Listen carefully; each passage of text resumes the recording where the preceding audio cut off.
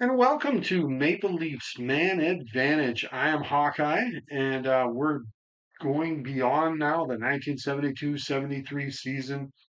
The Montreal Canadiens have won the Stanley Cup, and we're going to go beyond that. Get into this next season.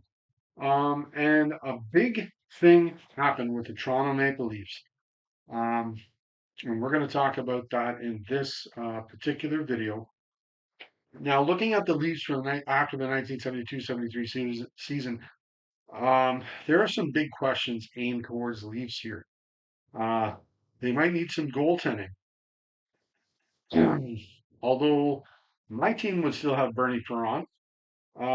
Their defense needs some upgrades, and they need some more scoring, most certainly on left wing. Um, but guess what? They may have done two of those things. On May the 12th, 1973, just 2 days after the Montreal Canadiens had won the Stanley Cup, the Leafs went out and signed Borje Salming and Inge Hammarstrom, both Swedish. Um, that's pretty good. That is a Hall of Fame defenseman and a 20-goal scorer. I have talked about Salming in some of the other videos, and I'm going to do it again, certainly in this one. Hey, I got to say, he was uh, definitely upper echelon defenseman for the Leafs. And there you have it, one of the best defensemen the Leafs ever had, in my opinion. Now, when looking this up, as the story goes, the Leafs were very interested in Hammerstrom. And when scout Jerry McNamara went over, gave him a look, and gave his report, he actually had glowing reports on a defenseman by the name of Borje Salming. Um, Now, when I was a youngster watching the Leafs, Borje was there, but he was in the twilight of his career. He was well into his 30s at the end of his career. Unfortunately, on some Leaf teams that were very young, certainly had potential to be much better, um, but it never really happened. But I remember Borja as a kid, playing on unfortunately, some poor Leaf teams at the end of his career there. Um, it didn't take on until later when I could watch some of the games through more mature eyes.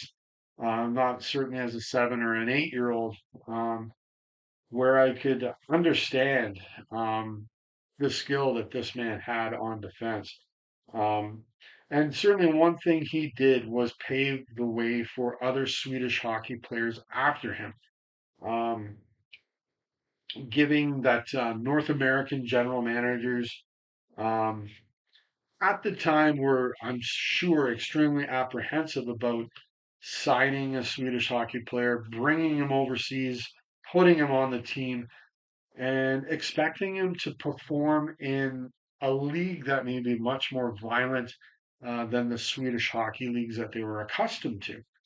But Borje showed them that they could take the punishment as well. That Swedish players can play in this league as well. Um, I, I'm sure I said this in another video. I'm almost 100% certain. But I think if Borje was playing today, he could do it. He wouldn't be, oh man, he's not able to do this. He can't play in this game. I think he could do it, and he would be just as good. He would be up for Norris trophies in his prime, be one of the best defensemen, and he could do it. He did get a lot of penalty minutes during his time in the NHL, but I think, much like Tim Horton, I think he could stay away from the sin bin, if you will, and work towards playing a different style of game. I think he could do it. Now, first, we're going to look at Inge here. He did play the parts of 5 seasons with the Leafs after he was signed. He ended up playing 427 games in the NHL, and he scored 116 goals, added 123 assists for 300, or no, 239 points. He ended up scoring 24 goals for the Leafs in 1976-77. After Toronto, Inge played parts of 2 seasons as well for the St. Louis Blues. Now, Borje, he played 1,148 games in the NHL. He scored 150 goals, added 637 assists for 787 points. Salming was not a pushover in the NHL, showing once again people, Swedish hockey players can be tough as well. And he picked up 1,344 penalty minutes over his career. Now, in saying that, I said this as well in a previous video. I remember one night Dave the Hammer Schultz essentially assaulted him, just attacked him for no reason, and Borje took it. He just took it. He had to show people that he could take it and that he wasn't a pushover and that he could take the punishment from, well, one of the biggest thugs in the league, that is Schultz. Now, in his rookie season, he finished third in Calder voting, losing out to Denny Potvin of the New York Islanders, who I'm going to be getting into him at some point down the road. But I gotta say, in my opinion, Denny Potvin won. Like, there's a very short list of defensemen, best of all time, and he may very well be on that list. He was a spectacular defenseman that I think could do anything on the ice. Any kind of game you want to play, he could play it.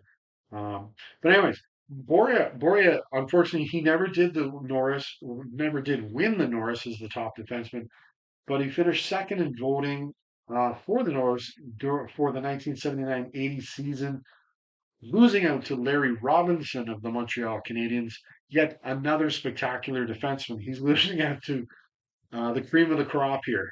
In the playoffs, Borje did play 81 games, scored 12 goals and adding 37 assists for 49 points, and he had 91 penalty minutes. He also played in 3 All-Star games. After playing 16 seasons in Toronto, he ended up playing 1 season for the Detroit Red Wings before he retired. That was weird, seeing Borje play in Detroit. Very strange. But I'm pretty sure Harold Ballard was still running the show in Toronto at that point. Um, Too bad he couldn't have finished his career and spent his whole career in the blue and white. But that's not what happened, unfortunately. Anyways, these signings get a big green light, thumbs up from me, and I'm very excited that the Leafs have added these 2 Swedish players to their lineup, and we're going to see what happens from here. And then, hey, might, I will put these guys in my own lineup with the Leafs. Now, Hammarstrom as well. He was before my time. He played in the 70s, but I think he was not as tough as Salming. There was a saying Harold Ballard said about Hammerstrom. That was terrible. It was an awful thing to say. I think he said something along the lines of if he went into the corner with a carton of eggs, he'd come out with none of them broken, meaning he didn't go in the corners, he didn't go in the dirty areas. That was a terrible thing to say, and I think that's what people remember for this guy. But he scored 20 goals in a season. So he could do something out there. So it's terrible that that's kind of what he's remembered from. And um, the same thing was said in the book about the 1977-78 Toronto Maple Leafs. Hammerstrom was on that team, I think, to begin with, but was traded. But they were talking about him and said just that that saying is what he's known for. So that's unfortunate. But anyways, we're gonna take it from there. So yes, if you enjoy this video, hit the thumbs up, subscribe. I've got other videos on here as well, generally about the Toronto Maple Leafs. And if you want to comment on anything at all, go ahead and do so. I love talking hockey. It's excellent stuff. So until next time, go Leafs go.